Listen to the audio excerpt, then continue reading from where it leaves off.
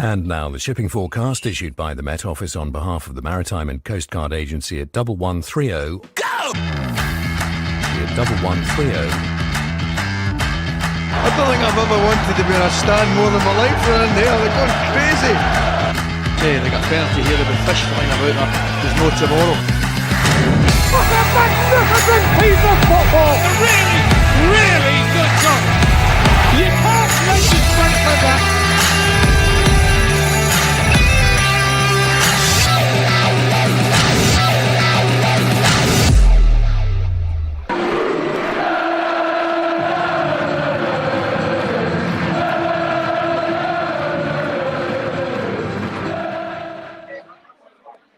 What are you pouring, Sam? It's a German. It's a German thing. I've literally just got in about before this started. Hence, I'm in my shirt and pouring it straight away. I'm not even sure when this did start. Sorry. I'm not even sure when this did start. Alex just did it and then fucked off. Today. Oh, well, hello. Are you at the cricket club, Bruce? I am at the cricket club, mate. Cheers. Cheers. What's the score, Bruce? The game's finished, actually. This isn't a good omen because I met him at about 2:30, and I left him at 4:00. Well, it's technical Saturday, isn't it? Everything's good. Everything's good. Alex said he's left us to it, and we're all good. So we need to do some sort of intro, don't we? Is that you or me, Sam? Who's welcoming everybody to the DN35 podcast? Oh, I've got out of welcoming mode today. I've had enough of doing that, standing up and going, hello, this is blah, blah. So, welcome to the DN35 podcast, everyone. Coming to you live on a Sunday evening as usual, but a technical Saturday. Bruce is joining us as ever from the cricket club, his natural habitat. Mike, who left the cricket club earlier on and is now embarrassed about where he is, hence he hasn't turned on his camera. And we've got, I believe, a pod debut in John, who is joining us from the south. Another bloody southern softer, like the rest of us. I'm a real one. Not pod debut this season. I did do a cheeky one when no one else could make it last year, and they've asked me back. Oh, so it's your full debut. John? You came on loan last season, and you've signed permanently this year, have you? Is that I'm like the Kieran Green. I probably wouldn't be starting if everyone else is fit, but because desperate times. Where am I? I'm South London, Bruce. Can I just say that the South is a big. The South is a bloody big place, yeah. It is. I can tell you that now. I've been driving around it for the. It's further than you think. The country's wider at the bottom than it is at the top. I've now painfully aware of that. Have you been to Torquay, Sam? No, I've not been. I've been to Plymouth. I did a game at Plymouth as well. All right, I've been to Plymouth and I didn't see a fucking game. All right, thank you. I went all the way to Plymouth. Oh, we've lost Mike. Mike's gone already. Anyway. John, welcome to the podcast. It is your proper, I would say, debut. How are you? Okay. Well, me or Sam? You. So me. It feels like Sam's debut. Because we haven't seen him since 2017. But yeah, are you okay? I'm very well. I mean, we can get straight into it. I could be better. Thursday night would have certainly a point or three would have been nice. So in football terms, I've definitely been better, but probably on par with what we expected, right? On a sort of, I've had a few. It's quite nice. The only good thing about doing a Sunday podcast is by the time you get to, by the time you've had the game on Thursday, you've had a few more days to get over the loss, haven't you? Rather than just 24 hours. So I'm a little bit more chilled than if we'd have done this the day after. I thought we have dived into it a little bit more quickly than we would normally do, but I know, sorry. I thought, no, you're okay, mate. You're all right. You're far too professional for this outfit. I thought on Thursday we were beaten by the better side. but they had 4 goals that all had an element of fortune about them, and goals change games. And yeah, I just think that, you know, the first one was offside, second one was handball, the third one was a cross that went in, and the fourth one we should have blocked sooner, but took a massive deflection and bounced over our keeper. They were the better side. They were a lot more advanced than we are, but they were lucky. I don't know if anybody else feels any different about that. I kind of agree with you. Certainly all 4 of the goals were fortuitous. It was the first game I'd managed to watch. I'm not going to talk about wider issues with the team, but I can talk about Thursday. I thought it kind of, in a little bit of it's a kind of sad way of looking at it, sort of summed up really where we are in the food chain. They were better than we were. They were a lot further on. They also had a very clear way of playing, which was very gung-ho, everyone up, and the natural instinct would be to sit back in that circumstance. They all knew their jobs. They were all, I mean, the fact that Jody Jones is playing at this level is just, I mean, God knows what they're paying him. But just to sort of, I mean, I hate kind of saying this, it's kind of, but this is what we are until kind of things change. We are let's say, a bottom 2/3 of League Two side, and Notts County are better than that. So I'm not dispirited by it. I'm not going to get disheartened about it because we got beaten by a better side. And I just think the way we play under Artell in this way, we're going to get beaten by a better side. That's going to happen. We're going to beat some side as well, I think. But it's not. It's just to kind of realise. So I think there's some of the hysteria on the back of it was kind of like, oh, he's got to go. This is ridiculous. Shit is ridiculous. But it does kind of rather reflect the kind of state of the league and the state of the disparity of the finances. Yeah, I agree with both. Sorry, I was going to say, do you think, Sam, that I completely agree, and I think it probably is a reflection of where we are, and I think, 3 points at this stage of the season, if we were probably to look at the start we've had, was probably about where we might expect. Hopefully, we may have hoped for 1 or 2 more points. But do you think, therefore, that the way we're trying to play, because what really struck me was after 5 minutes, it was pretty clear that we weren't going to be able to play the game that we wanted to play against this Notts County team, under the lights, big crowd, home game, whatever we think, we're still a big club and there's a bit of rivalry there and a good history. 5 minutes in, it became pretty apparent that the game we wanted to play was that's a lovely view we got there, Bruce. 5 minutes in, it became pretty clear that we weren't going to play our way around that team and that they were well up for it. And we didn't adapt. We didn't change the style. We stayed the same way the whole 90 minutes. So we didn't change formation despite being 3-1, 4-1 down. We didn't gamble. We didn't, even when we got the goal back, we didn't sort of manage the game particularly well. We didn't see out the 2-0 to half time to kind of maybe bring it back. It felt a bit naive. And I think based on the fact that I think you're absolutely right that we probably are lower down the League Two food chain, do we need to be a little bit more realistic with the way we're playing and maybe understand when it's right to play and when we need to adapt our game to be a little bit more utilitarian? I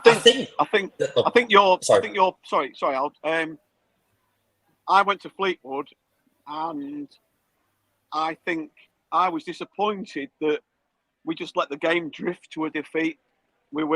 It was quite obvious the way the game was going after sort of 20, after 25 minutes, whatever it was, whenever they scored. We were all right before they scored. Once they scored, they put 8 men behind the ball, the low block, as you would call it now, and we couldn't break it down. And I said on last week's pod, England couldn't break that down in the Euros, sorry. World-class players couldn't break. When you put that many men behind the ball, it just looked shit. And we didn't change anything in that game against Fleetwood. We didn't change anything.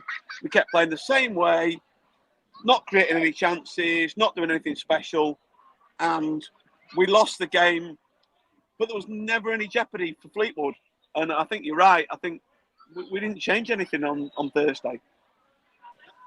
I think, in answer to your direct question, I think there's this is something that we're going to have to get our heads around. I mean, if you go back to under Hursty, we were overly obsessed with the way that the opposition were playing. And Artell is like the complete opposite to that, which is kind of like we're not worried about the opposition at all. We're going to play how we want. We'll play this against Sheffield Wednesday on Tuesday night, I think, frankly. We won't adapt in any way. This is the way. It's a sort of kind of like Guardiola and Klopp. That's how they think. This is we don't have a plan B. We think we have plan A, and we will make plan A better. Now that's if that works, that is great because you'll have teams worried about you, and they'll adapt to you, and you'll kind of control games. And if you listen to, he came on here at the end of last season and said, what was it, that it's hard, it's easier to win games, you have more of the ball. So there is some kind of like logic behind the way we're playing. But there's going to be, I think, a little bit, as you say, a little bit of pragmatism applied. I mean, otherwise we are going to get, as we saw, I mean, I don't really want to bang on about it too much, but as you saw at this sort of middle third of last season in that awful home run, what can happen if you get wrong? The flip side to that is I think we've got better players now. Davis and McEachran, and also classic Ainley as a new player for the context of this, look like much more like competent and happy with the ball at their feet. The fullbacks look pretty good. Certainly, Corey's more composed on the ball. So we have made progress in that regard, which is why I'm not jumping on kind of like any kind of hysterical at the moment. But I say not going to get any easier because we've got Bradford and Chesterfield coming up because Chesterfield are a good side, throw a load of money at it, and our record against Bradford is, well, atrocious is pushing it mildly. Can you guys hear me now? I'm back. Yes. Hey, Mike, you all right? Hello, mate. You're right. Can I just say, Bruce? Can you not do any? Come in Thorpe Park. Can you not do any Sharon Stones, mate, stuff like that, and cross your legs? Because I'm rather worried about the extra rating we might have on YouTube for this if you start crossing your legs and stuff, mate. You should have seen it when he moved the camera into that position, mate. It was. I was here. I was most worried. You're a voyeur, Mike, aren't you? You were watching. Yeah. Bruce knows what he's doing. Bruce knows what he's doing. He certainly does, mate. He's done this far too many times for it to be an accident by now. I think, Bruce, if you've got it, mate, don't be embarrassed. You've got it. Flaunt it. I'll tell you what. Next week though is play your calendar right. Hey, we've got that to look forward to. So I don't know what I'm excited. But I heard you just when I came back there, you was talking about styles and maybe having to pick times to be a bit more pragmatic when it suits. The only issue I've got with that, or the only concern I've got with that is if you're taking over a new side and you're trying to sort of restructure new signings, new way of playing, I think you run into a problem when you start telling players all the pre-season and 80% of the time to play a certain way. And then all of a sudden you start trying to tell them, but not now. I think sometimes there's a case of you have to break something to fix it. And I think if you can get this style of play and these sort of principles of play that he wants to play with, if you can get them instilled, once you've sorted that, you can add those extra layers to your game. But I think you have to be able to get that message across and get it something you're doing more regularly before you can start confusing it a little bit. I'm not sure if it's an all or nothing situation though. I'm not expecting entire styles of play to change in the match, but a good example is 5 minutes into the first half, they were all over us and we kept to plan A. 5 minutes into the second half, we were giving it a right go. We had a couple of half chances. I think Vernam had that chance when he runs through. We're putting a few more tackles in. We're looking a bit more dangerous. And they just slowed the game down a lot in those first 5-10 minutes of the second half. Just took the wind out of our sails. We had the press from the front three going on to their back four. And there was a little moment of play where Wilson's chasing down their centre defender and goalkeeper, and they were just passing it between themselves and he couldn't get the ball. And I just mean subtle things like that, where actually just the management, the way of slowing down the game in that first 5-10 minutes of the second half killed our momentum. And we didn't have the sort of know-how to do that in the first half. I think if we'd have played a little bit slower, maybe in that first 10 or 15 minutes, aside from the fact that Bruce is right about the 4 goals, we may have just seen. So I think we've got to be a little bit more street smart. I think you're right. We don't need to necessarily change the entire setup. I would have liked to see maybe 2 up top after we went 4-1 down or 3-1 down, because that's, the game's gone. You might as well throw what you got at it. But I think there's just some subtle differences in between those 2 extremes that we could probably do a bit better at. That's sort of more what I was suggesting. Yeah, I agree with that. I think I've joined halfway through you making a point, and then because I'd absolutely agree with that. And it goes back to the game like at Fleetwood as well, where you're trying to keep the ball. That doesn't mean you're going to pass it around all the time. So there is these subtleties in how we're playing that that aren't mutually exclusive. You don't want to. You can have possession of the ball and do these things at the same time. So at times on Thursday, to quieten them down, you can just keep hold of the ball a bit better. And if they haven't got the ball, they can't. They can't do anything with it. So you are right. They're not mutually exclusive, these things. No, and that's why I think, to be honest with you, the last few days the transfer window is quite important, because I think we still are a couple of players short. Probably particularly, I still think a kind of sitting midfielder in particular to kind of really maybe we can kind of impose this style on the league, because we will get picked apart by there are sides who are as good as Notts County, if not better, and we will get picked apart if we are quite that gung ho. And everything about Artell, from what he says, from how his teams have played, suggests that this is not going to change. So we're going to have to kind of improve to make sure it works, if you get what I mean by that. I saw on social media that I thought that we were far too easy to brush off and get to the edge of our area and get a shot off or get a crossing or a ball in the box or whatever you want to call it.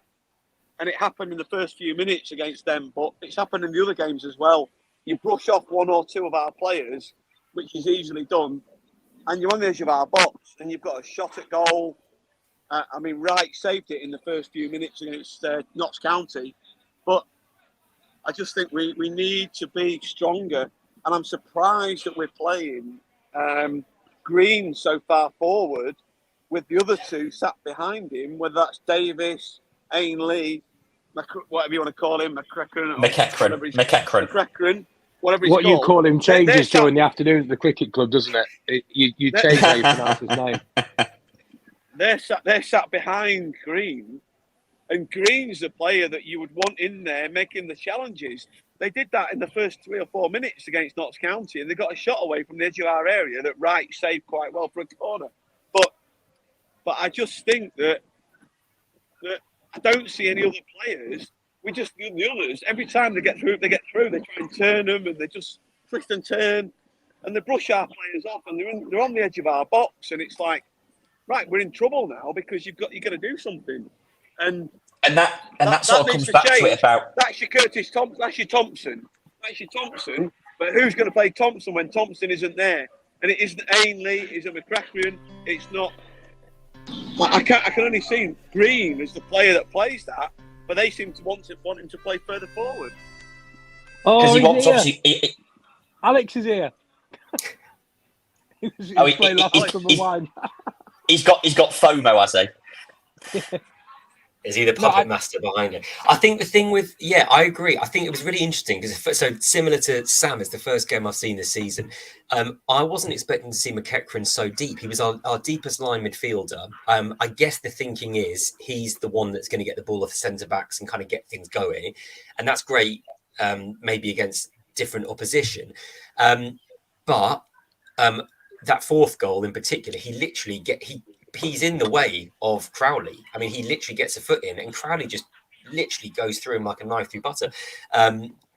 He's not the player we need to break up the play. He might be the one to get the kind of play started on that sort of front foot message that we're trying to get across. But I do worry about the fact that he seems probably quite weak to play that role. And if we get Thompson back fit, I'd quite like to see the two of them alongside each other. Green almost was played as a box-to-box. If that chance that you spoke about, Bruce, and the fourth goal, Green's running back, lunging, at both those chances. One of them saved, one of them goes in, and then he's also the one that's driving forward, getting into the box and on a few occasions in the first half, getting onto that right-hand side and trying to make things happen or take a shot. I'm not quite sure that's his best role. I mean, I know you guys have talked about him on this pod already, whether he'd be a starter if everyone was fit or not. I suspect not. But if he is going to play, I think I'd probably rather see him supporting McEachran to then allow that. You remember that Liverpool team with, was it Mascherano and Alonso? Mascherano doing all the dirty work, giving it 6 yards to Alonso to then make those sort of nice play up front happen. I'm sure it won't be quite like that, but you'd almost like to see something like that, wouldn't you? That's what I think with Green. I think I would like to see Green in front of the defence, breaking it up and giving it to somebody that can play. That's his job. Yeah, I think that's what Green can do. There was an instance where he went down the right wing. He was our furthest forward midfielder, and he got the ball, and he ended up going backwards because he was never going to beat a man because he hasn't got the skill, and that's not a disrespect to the guy. That's just the way that he plays, and he was never going to beat anyone for pace. He just went back, and we slowed it down. They get the players back in shape. They get the shape back. Everything comes back, and we don't go anywhere with it. Look, I've said about Green the last couple of weeks. I don't want to overdo it, but I think it's ridiculous he plays so far forward. And I think if you play him in the middle, like you guys have said, then I do question how Artell wants to play football, whether he's good enough on the ball to get hold of the ball and start being the person that you have to pass it through. Because the deep line midfielder, although yes, they do break up play when you don't have the ball, when you've got the ball, they're pretty integral to getting you going forward. And I can't for the life of me see him doing that. I like Kieran Green. I just don't know what or how he's going to progress in the team playing the way Artell does. I think he could be a good League Two player in a lot of teams in this league. I'm just unsure about this division, but I think there's a danger we overthink this. We're played against a Notts County side which had an awful lot of money invested in it, has players that shouldn't be in League Two, is clearly way ahead of us in terms of their journey and progression with how they're building a team. I think we'll play a lot of teams this season. We'll turn a few teams over. We'll get turned over a few times ourselves, and we'll progress a little bit this season. I don't think we'll be in any trouble. We played Cheltenham and Bradford, and we've looked decent against them. But teams like Notts County, I do think maybe we just have to be careful about maybe throwing everything out with the bathwater because we got tonked against Notts County. And by the way, despite how bad we were, which can't be we can't hide we were bad on Thursday. I still think if you go 2-0 down to two horrendous decisions by referees, you're 2-0 down after 15 minutes. Game's gone, game's changed, and you're playing against a very good team away from home, 2-0 down. And I think everything after that it has to be looked at through that lens as well. Yeah, and their two best players were on form that night. I mean, I don't think it's probably rare that both of them are going to be playing that kind of game the whole season. They're League Two players. I know they're very, very good League Two players and probably should be higher. But the fact that both of them are on form, that actually their central midfielder, I can't remember his name now, shaved head guy, he had a fantastic game. I think that was his name actually, mate. I think his name was shaved head guy. There you go. I didn't know how you pronounced it, but thanks. And their lad up top also, I thought, had a very good game. So it was a lot of their key players in key positions actually played very well. I think you're right, by the way, Mike. I think we will probably have an up and down season. I think the risk for Artell is he's not got a huge amount of goodwill in the bank at the moment, and if we don't start turning performances into results, things could turn a bit nasty. You know, there's a lot of negativity around. Last season, I think, took a lot out of people. There's a lot of expectation and hope because of new signings, because of the new owners, the new chief exec. And I think if you don't start to kind of maybe be a bit more pragmatic and just get some points on the board at this stage, we know full well what town fans can be like, whether it's social media or at Blundell Park. So I just like to see us kind of just grind out some results. If we're not going to get it the kind of the way we want to do it, let's just grind some results out to start with, and then worry about other things and styles of play after that. And especially if you give Daniel Crowley 80 minutes of the freedom of Nottingham, then you're asking for trouble. I mean, how it took us, how we didn't get him out of the game or get on him, we just let him dictate everything. And he got 2 assists and a goal or something. Just everything came to him, and we just didn't stop him. That worries me. That in-game management, whether it's on the bench or on the field, can't work that out.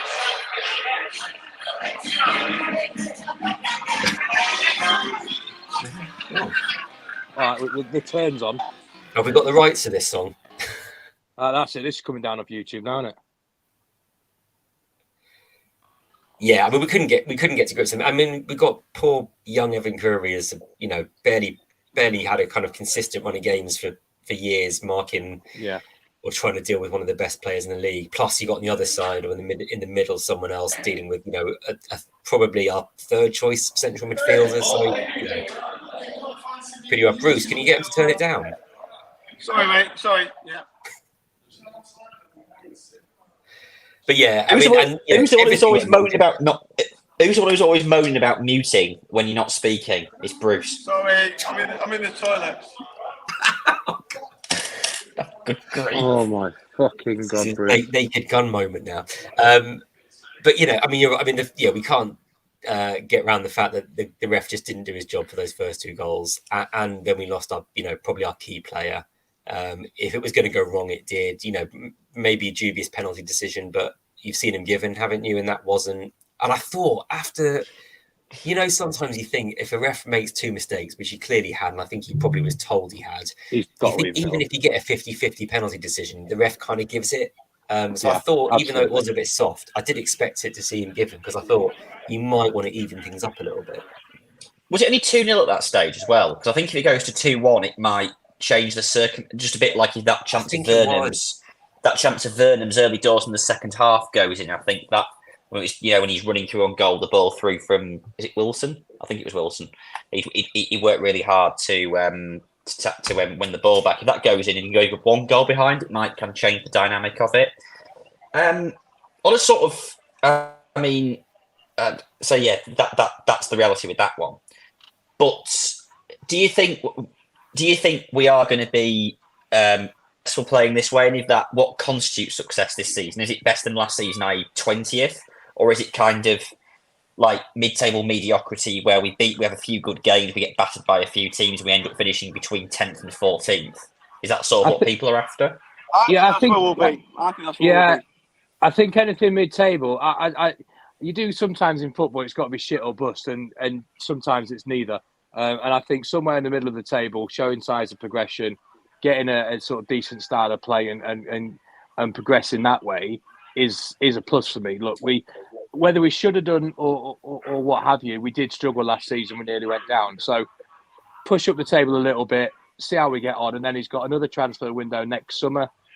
A few more players lose their contracts, and we get a bit more players we can move on, and then we can reinvigorate the squad a bit more next summer and move on from there. So I'd be surprised if mid-table wouldn't be sufficient for me. I completely agree. I definitely take mid-table, but with the caveat that we we avoid relegation a bit earlier. So I'm happy with mid-table. I suspect we'll be, in the mix. I'd like to kind of at least be safe, around April time. But by Christmas, that's what you're saying, isn't it? I mean, I'm absolutely convinced there are 2 sides worse than us in this league this season. Just because I think we've got better quality this season, we've got better players, and we've got a defined way of playing. So I would be surprised if we got relegated this season, but of course my predictions are famously horrendous. Just going back to the point Bruce made about like how easy we were to brush off. Did we mention that before the start of the season that we were a side of 5'10", and therefore maybe that being bullied was maybe a little bit of something we were a bit worried about? Is that, or have I imagined we did say that. We did say that. So it's not really a surprise that we're going to have to find different. We're not going to. I mean, I don't see us getting many points against sides like Colchester and Bromley, given the way they play. So I don't know. It was me. It was me that sort of raised it, and I did also say that I've only seen McJanet and players on a TV screen, so I might just be really far away. But Cass and the other 2 centre backs are bit of height and what have you, and Danny Rose can defend crossing into the box from a set piece. So it's not as much of an issue as I thought it was a couple of weeks ago. Because watching McJanet, whilst he's under 6 foot, he does have a hell of a leap on him. So it's not as much of an issue as I thought it was. I think we'll beat some teams at home. I think we'll struggle away from home. I think we'll struggle away from home. I don't think we'll win many on the road. But I do think that at Blundell Park, the way that we're trying to play, I just get the feeling that we will beat some teams. I mean, Port Vale got beat. Was it 4-0 today, or on Saturday at Barrow? And I just think that there are teams in this division that if we play football and we play it well, we'll beat. And I think we'll be all right this year. I think we'll finish somewhere between 12th and 16th. I just hope that when we do inevitably get beat 5-0 by somebody, because there will be a game when we fall behind early doors and then go down to 10 men or something, and then it just kind of, and we don't all get into this massive kind of catastrophizing mode, which football fans... we will.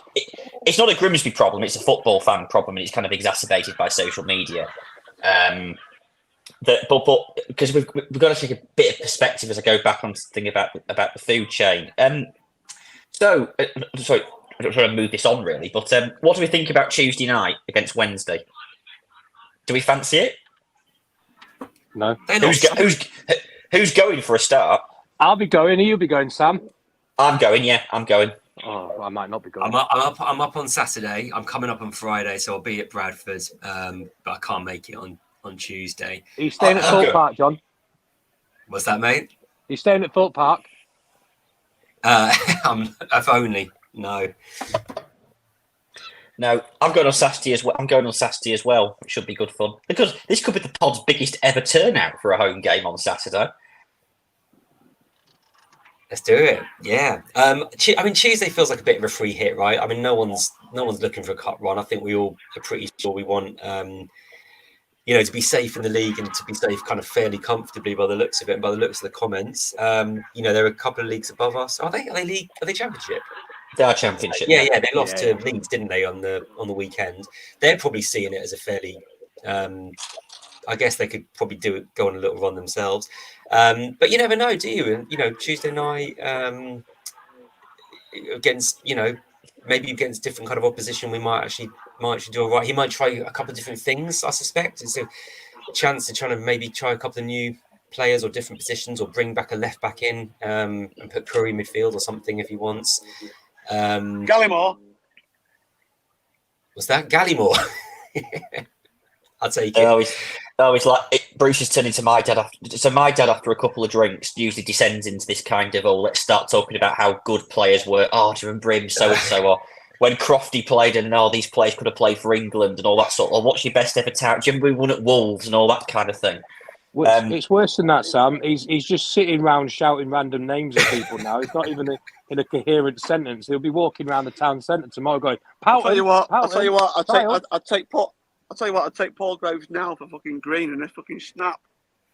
Even now, I think I said to my dad actually last week that I think a 40. Today was it? It was Dizzy's birthday this couple of days ago or something, and I said Diz of 43 would have been better than our midfield of last season. I don't want to cast aspersions about this because I've not seen them in the flesh yet.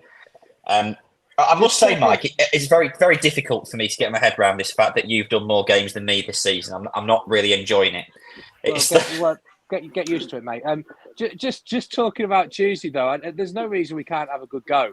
We've got nothing to lose, and if we get absolutely told, then I think people probably expect it.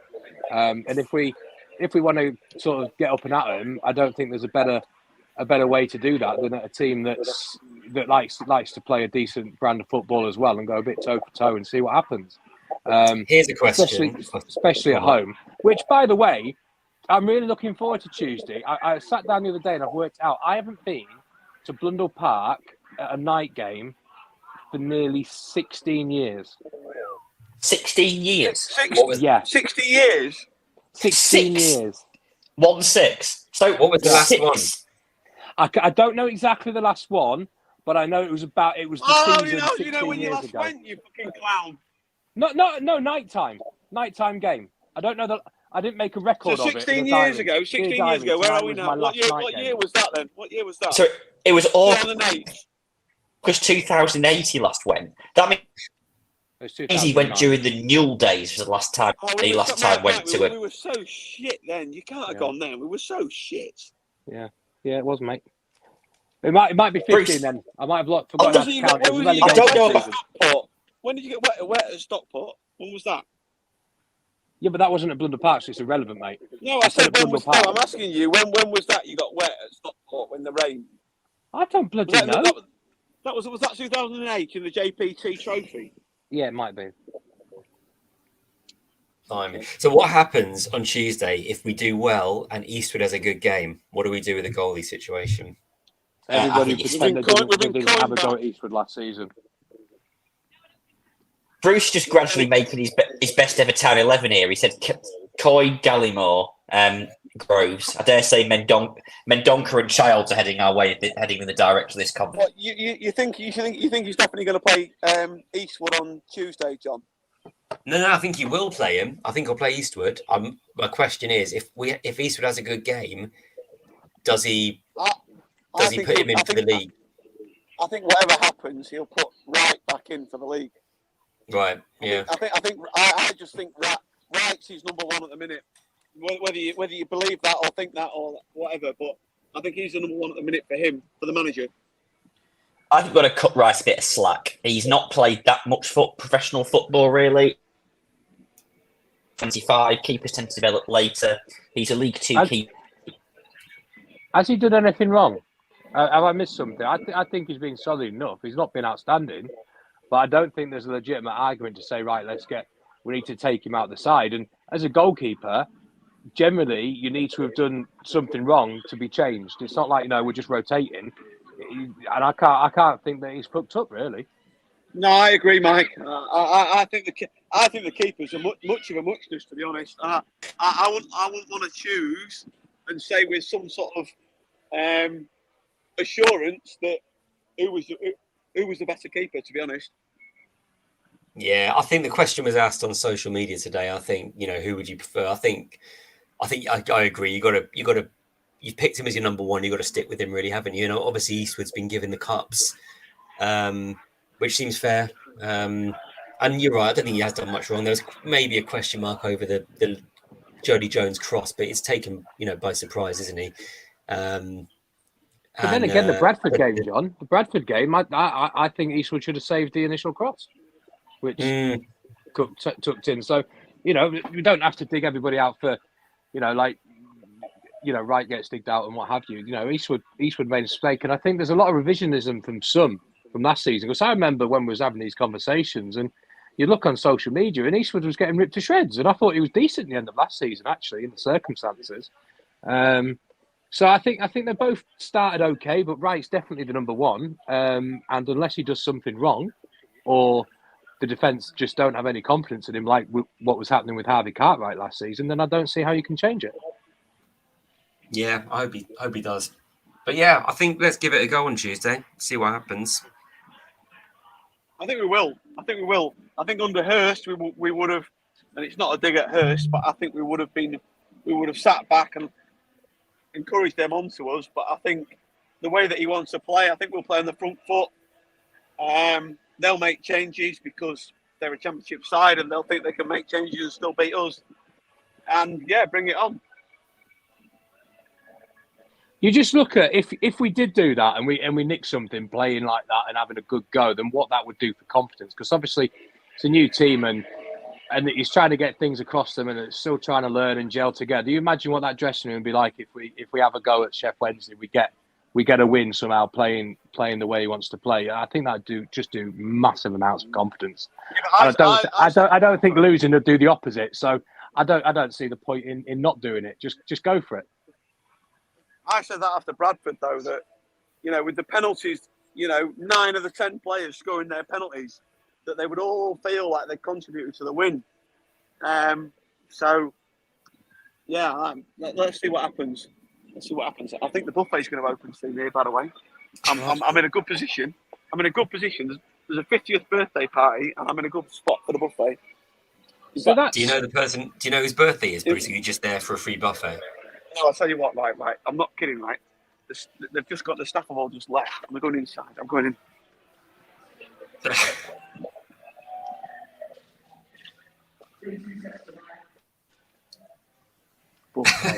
Nick a breadstick. I could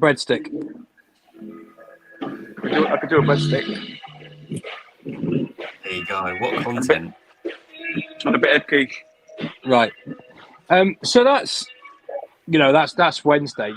What did you guys watch it on the telly on Thursday? What did you think of Sky? Because I thought the coverage was shocking, to be honest with you. Yeah, I watched it on the telly. First time I've done it. I had heard a lot of chat on various WhatsApp groups and social media about how poor it was, and so my expectations were very low, and it was fine. It wasn't great. I mean, the commentator was getting the names wrong. I think at one point they talked about Harvey Cartwright playing for us or scoring for us. You know, they clearly weren't particularly well briefed. I suspect they're given, you know, very little time to think about these things with the amount of games they've got going on this season.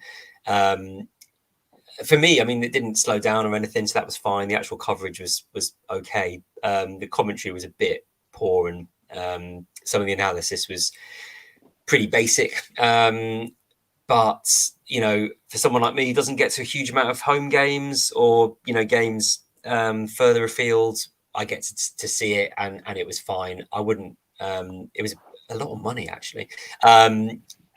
So, yeah, I wasn't expecting a huge amount, and it delivered the little I expected. I mean, less so with, like, it was a lot better than what we've had on the Sky Plus, but I must admit, they're talking about Town before the game, and they're discussing that, you know, Donovan Wilson's our number 9 and he's going to build a team around him, which I thought was just patently ridiculous. And then they obviously don't know. And there's the guy from BT Sport, and he's I was a bit disappointed because he's watched Town a lot, and I'd have thought he would know more. But then you get to half time and they're talking about the decisions, you know, for the offside, and he's going, "Oh, I don't mind it not being given." All right, yes. You don't mind it. I mean, every fucker else does. What's wrong with you? You know, there's no daylight. We're playing on a game, a different set of rules for this fella. And then, the handball's difficult for him to see. Well, the only thing that surprised me is he didn't turn around appealing to the umpire because he fucking caught the ball. What's difficult about that? Honest to God. Yeah, they were all pretty consistent, though, that they thought it wasn't a penalty, weren't they? Everybody didn't think it was a penalty. I mean, I didn't think it was a penalty either on reflection. Amy was looking for it, but he didn't quite swipe his legs in the way I thought he had done. What did I say about the commentary, though? But it's League Two. Again, the players are worse, the referees are worse, the commentators are going to be worse. I mean, it's just the kind of nature of the beast, to be honest with you. It's one of the good things about this new deal now is that there will be League Two football on quite often, and people will see the standard of the refereeing that goes on in League Two. Because if you get a good referee in League Two, they're not there long, and all you get is the dregs, and the quality of it is just shocking. So hopefully that exposes it a little bit, and hopefully that might, you know, drag it up by its. That's a terrible thing, because that might mean the bloody league think, you know what, we need VAR, which would be the worst thing possible that could happen. You just need competent referees, Sam. You just need competent referees. You know, a linesman to know what offside is, or a referee to know what handball is. That's not rocket science. You know, referees allow themselves to get. But the referee, you're watching the referee for the handball. I don't think it was that time. The still image was a bit deceiving, wasn't it? Because the lad who was miles offside wasn't actually the lad who put it in the net, but he was still. The handball one was that's a proper shocker. That was shocking. Well, they said, there's a player in his way, but what he's allowed to do is he's allowed that player to be in his way. He's not moved across.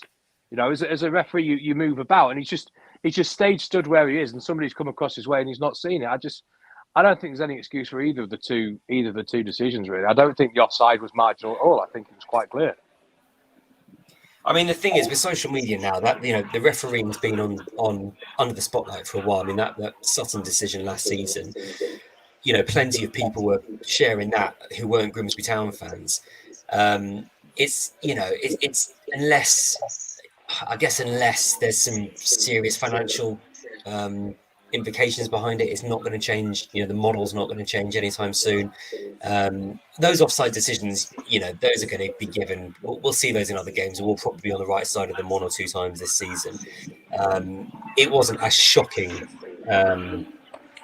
as the handball one was, but yeah, we've seen too many bad decisions that impact us. But, you know, I think actually, to be fair to Artell, I thought he gave one of his best interviews where he didn't just go straight to the refereeing decisions, and I actually pointed to the fact that we let them in on those positions, and that's probably the argument we should focus on, the fact that we let Crowley run off his man. Yes, he then, you know, plays volleyball for a second, but that was shocking defending. And we give Crowley the space and the kind of, the path to thread the ball through for the first goal as well. So I think we need to focus maybe more on stuff that we can control rather than the poor refereeing decisions that are just going to happen. No, it needs hanging. A bit of Sam Simmons for you, if you're interested in Cleethorpes tonight. Bruce, believe me, we're not interested. Oh, I understand. Fucking hell.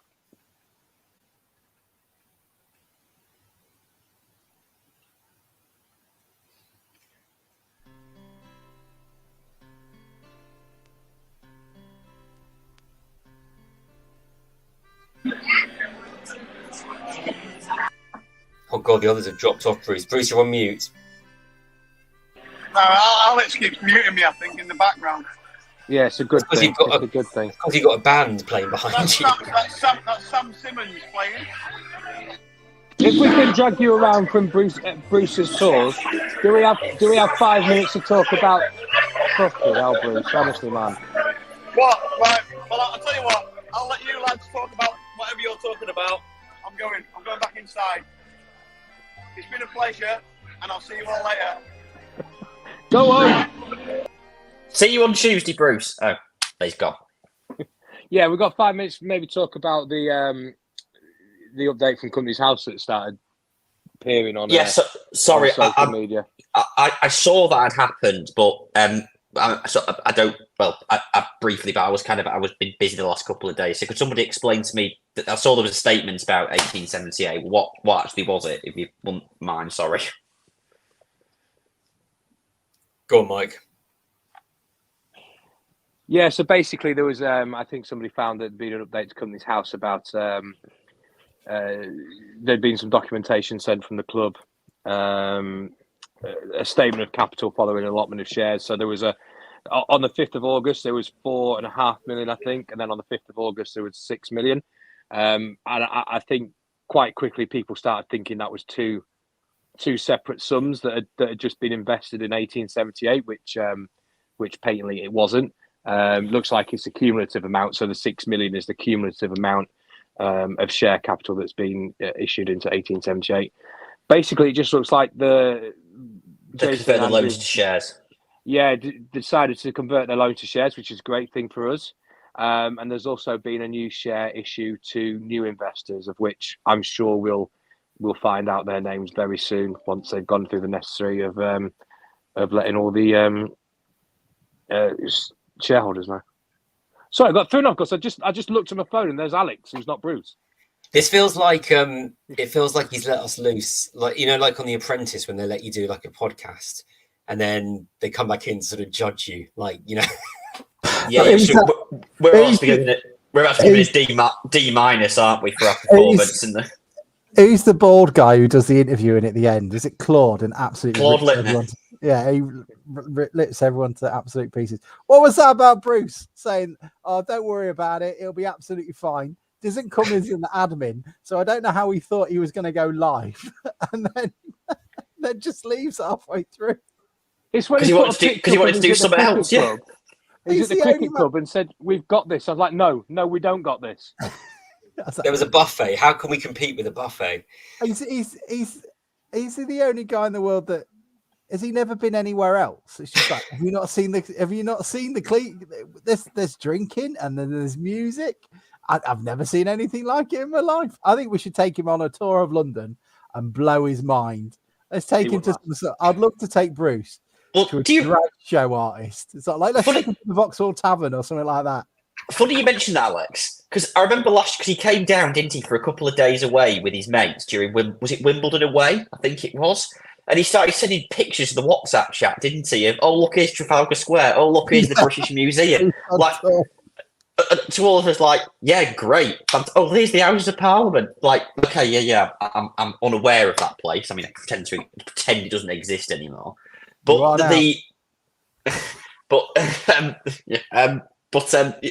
it's like Bruce on holiday. So, have you had to give your passing yet, Sam? I've not had to hand my pass back, but it's been deactivated. So I've got it as like a memento of my time in Parliament. No one. You've still got 6 months full pay, haven't you? No. What a scrounger to the system, eh? I just said no. When's that ever got in the way of telling a story about you? Yeah. So how is it? So I'm sorry for jumping in and ruining everybody's fun. How is life after politics treating you, Sam? Well, it's not after politics, is it? Because I'm working on one of the leadership campaigns, so it's very much not after politics. And I'm still very much. How is Kemi Badenoch doing? Kemi Badenoch is currently on holiday. Isn't the Tory leadership campaign just diet advice at the moment, Sam? No, I'm not on Jenrick's campaign.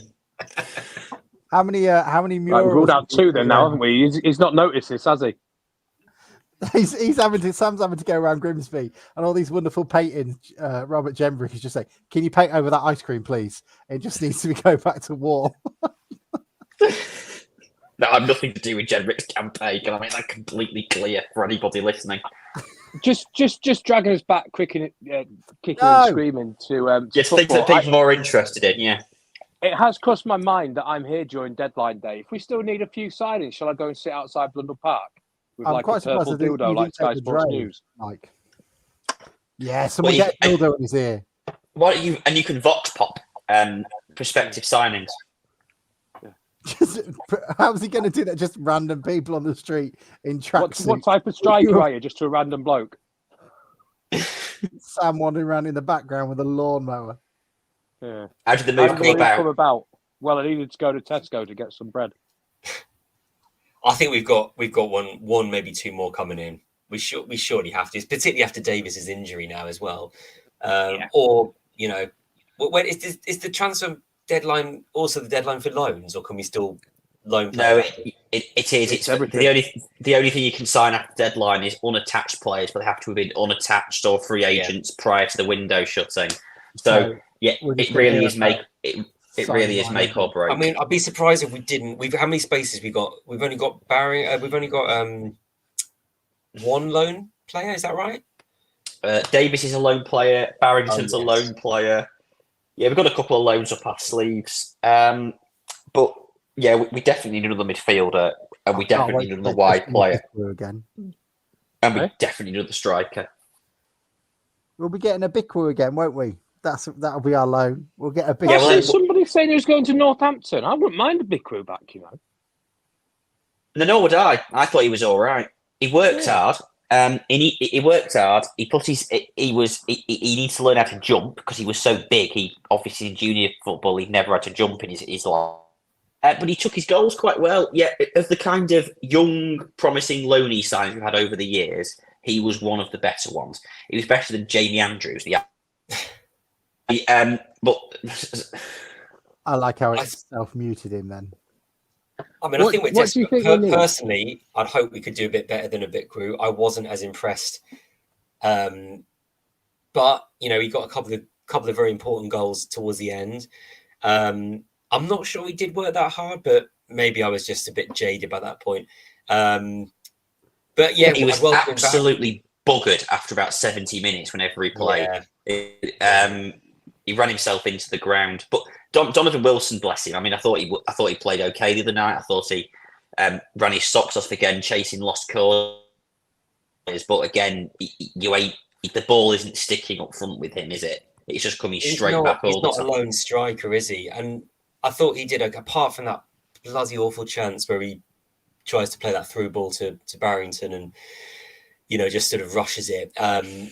I think he created that chance for Vernon in the second half, and he chased a few things down. But you want someone next to him, don't you? So if Rose is fit or a Bikwu or someone else, we need something a bit different, don't we? We need something a bit. If Rose is fully fit, Rose plays. Town have fallen. That all we look for now is he worked hard. He did his job. We used to have Gary Birtles in midfield, who would be the equivalent of like Steven Gerrard playing for us. Now we're just going, but he did run about a bit. We've now got to the point where Andy Parkinson, for those of you who remember him, who used to just be called a headless chicken, that's where our level is. Andy Parkinson alone. That's the extent our standards have fallen. You're actually right, Alex, because the first 2 things I mentioned about both those players were they worked hard.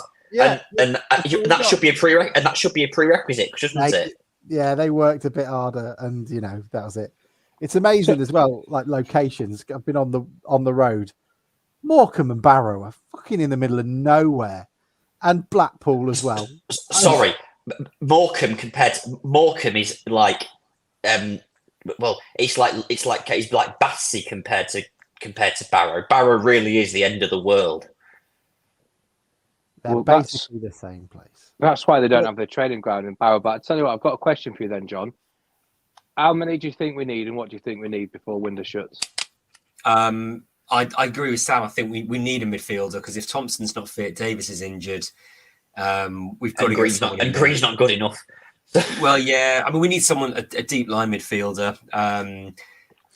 Who would you want, John? If in terms of the player you want, think of a former Town player. Oh, okay. And be specific. You can't just say Alan Powell because he's the best of everything. You have to pick like a particular specific Town player to do the role you want for filling.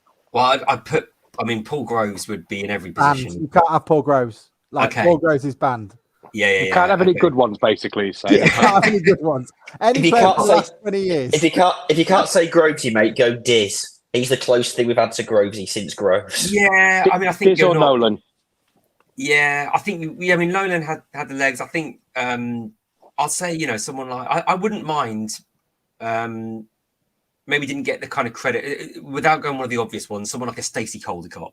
I'd take someone like him at the moment. Bit of a terrier in there. So I put him in midfield. I think we need another wide player. Let's go. Yeah. I mean, who do we want in there? Could be anyone. Gary Childs will do for me. And then Tony Ford, Dave Gilbert. Oh, Gilbert would be lovely. You don't know Dave Gilbert and Tony Ford, Sam. I don't know them, but I've heard enough about them from people like Bruce. Didn't Tony Ford come back during the conference, or was that somebody else? No, Tony. That was Simon Ford. Well, I was halfway there when Tony Ford did. Me of, Sam, when I was trying to pretend to be like knowledgeable about music in front of friends of mine who worked with Sting and the Police.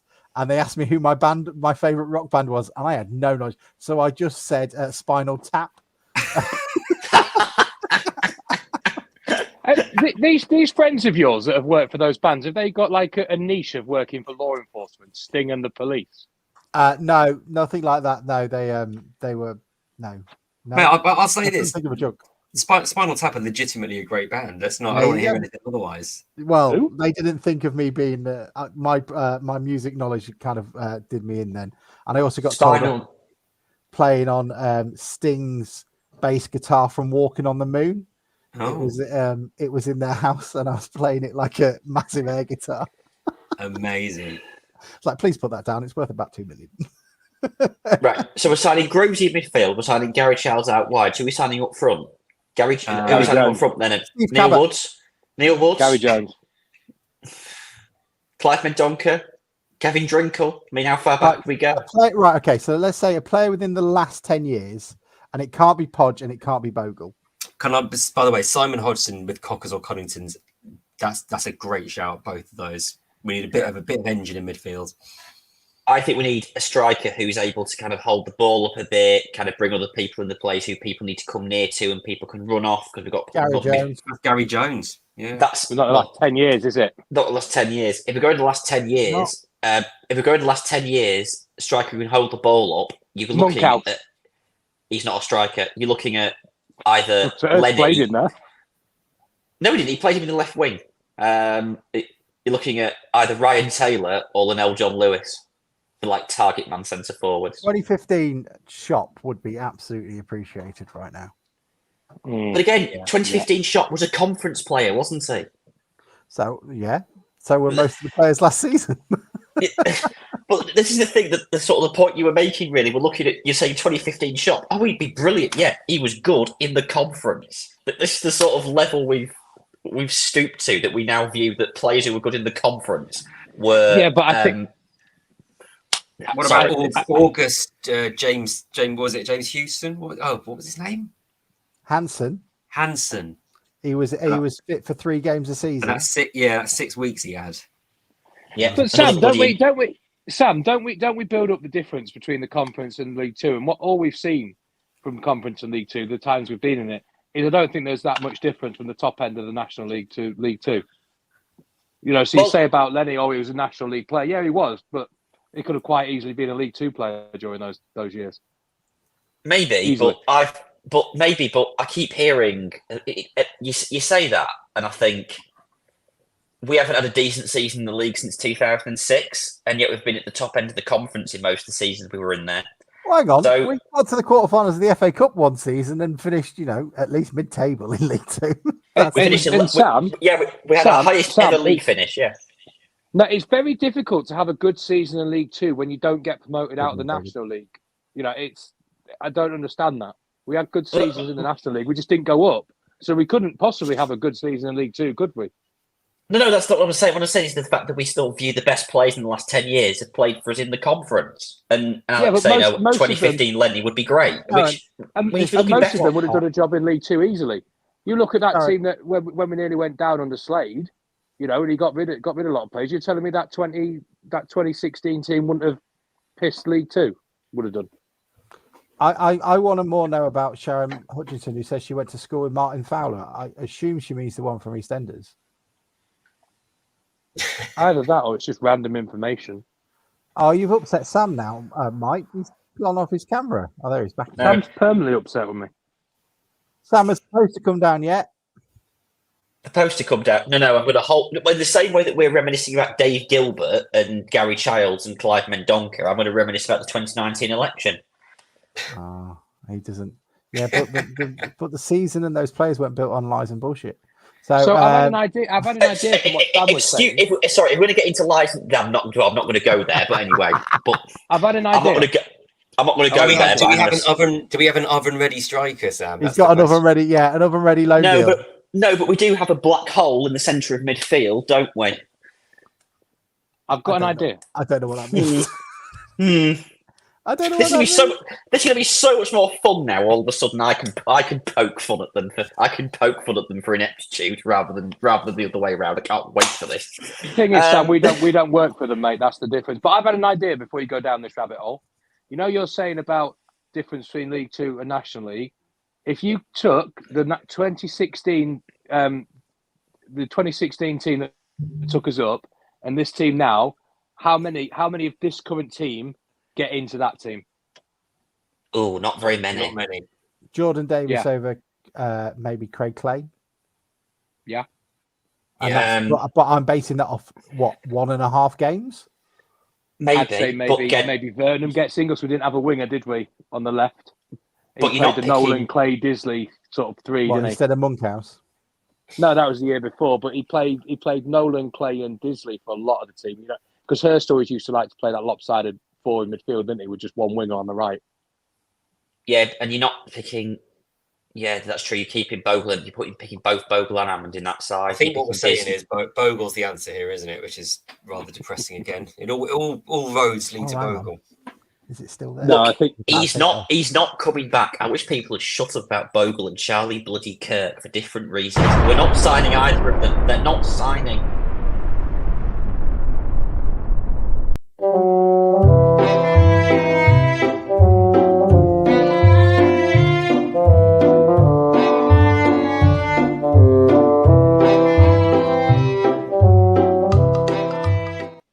There you go, Sam. I did it for you. Can you click that we're not signing Charlie Kirk thing? What's that? Oh, yeah, I'll do one for Charlie Kirk as well. I have a feeling. Why do you have a feeling, Mike? We've been linked with him for the last two windows. For the last two windows, he hasn't signed for us on either occasion. His best mate plays for us. The manager who got the most out of him. He doesn't want to sign for us. Well, firstly, quite one clearly, window, let's not just double it for the sake of our argument. One window, which is January. This one's still going. He's Charlie not attached. Is an He's not attached currently. Political activist, radio talk show host, and internet personality. He founded Sam will Turning Point USA with Bill Montgomery in 2012 and has served as an executive director since. So, sign him up. You must have him on the phone in your contact somewhere. No, right wing. No, we're not right wing. The Conservative Party's moving back to the centre ground, back to conservative values. This is back to conservative values where we can take people on a journey with us. Hang on, does that mean that when you were working for them, they weren't attributed to your values? The Conservative Party. Fifth Amendment, Sam. Fifth Amendment, plead it now. Yeah, Fifth Amendment. I claim the fifth. No, the Conservative, it's tribal instincts, isn't it? But at the end of the day, the Conservative Party moved away. We were crap. That's why we lost. Are we still talking about Notts County, or are we talking about something else? Well, if I could I finish arguing with? Can Sam I just say? Can I just say we haven't had any conversation about politics until you turned up, Alex, and then yeah. But in my defence, Bruce was hammered and said he had it all in hand and didn't. He was just sat with his legs rather Sharon Stone-esque on full view. Here we go. There we go. Deflection straight away. I kind of put a bit of let's talk about Bruce. Here we go. Sam, all I'm saying, we haven't seen you for a while. And we've had a summer in which you haven't been around and you've been quite nervous about getting a job. And so we've brought you into our bosom to support you and look after you. And, you know, occasionally you just need your ribs tickled so we know that you're still alive and you've got a bit of a backbone. My backbone is well and truly intact. Thank you very much. But I appreciate the concern. I know you're saying you're looking after him, but can I finish having my argument with him? Rip him to pieces. Go on. So, right, firstly, it's not 2 transfer windows, it's 1. So don't just double it just to make a valid point. Okay, so it's 98% of this. It's 98% of this transfer window, then. Okay. So it's 1, and we're in a current one. So don't revert back to your politics shit, making shit up. Secondly, he's unattached, and I just have a feeling if he's still unattached, I have a feeling he'll turn up here. I just do. Oh, great. So that anybody wants to sign for because he couldn't find a better offer. I love being Grimsby. How many players have signed for us that haven't had a better offer, Sam? Honest, just we have to realise where we are, mate. Yeah, I've started the podcast. Sorry, you probably didn't hear this bit, to be fair, but I when you were because your internet was rubbish. Oh, but I'd say this is where we are we are what people sign for when they don't have anybody else. Apologies if that offends anybody, but I think that's probably the reality of it. So you may be right, Mike, but that's just... I'm offended. I'm going to write in. You're going to make a complaint. I think that is a very reductionist argument and doesn't necessarily support the nuances of being a footballer. So we are far better of an opportunity now than we were 2 years ago when we were in the conference. I just don't think... I think there are struggles to bring players in. I think one of the problems we have isn't the location, but the fact is this area is quite sparsely populated. So not many people have lived here. So they don't feel like they go back to their roots like they would do in, say, the Northwest. I've had this argument with Sam quite a lot on WhatsApp and stuff in various groups. I don't think, Sam, you realise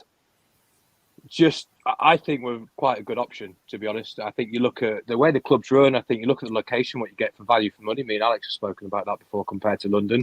I think you look at a manager that's wanting to play a certain way. If you want to play football, you don't want to be a League Two plodder in a team that doesn't have possession of the ball. You want to come and play with a football, then it's a good place to come. Owners that look after you, look at Sean Scannell, looked after him.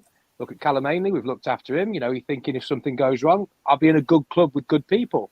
And I think in this day and age, I think that has a value. I honestly do.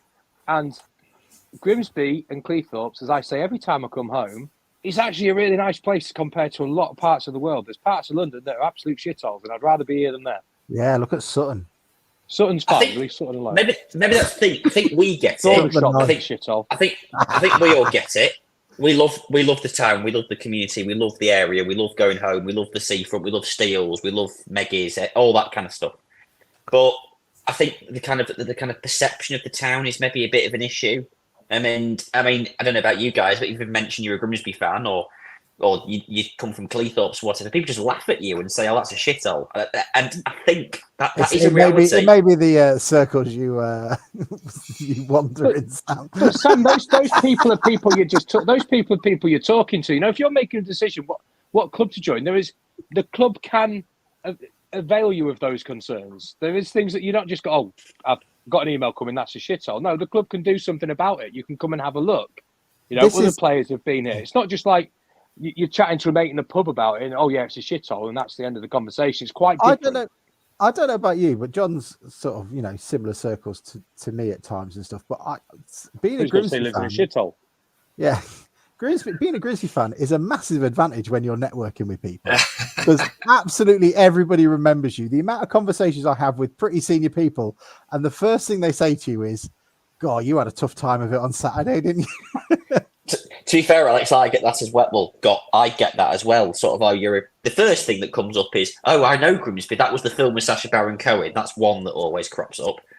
I don't know if any of you guys get that one. That happened to me this morning. My kid was doing the park run and chatting to someone and got the Grimsby Sacha Baron Cohen film. Yeah, but then you do get occasionally the second modal option is, "Oh, ruin Wrexham's first season of Welcome to Wrexham." That's another one that you get occasionally, which is which is a better one. But no, people genuinely do remember, and people do come up to you and say, "Oh yeah, I follow Grimsby's fan now. I know now I've got a friend who's a Grimsby fan." There is a novelty to it in the way there isn't if you support Manchester United or Chelsea.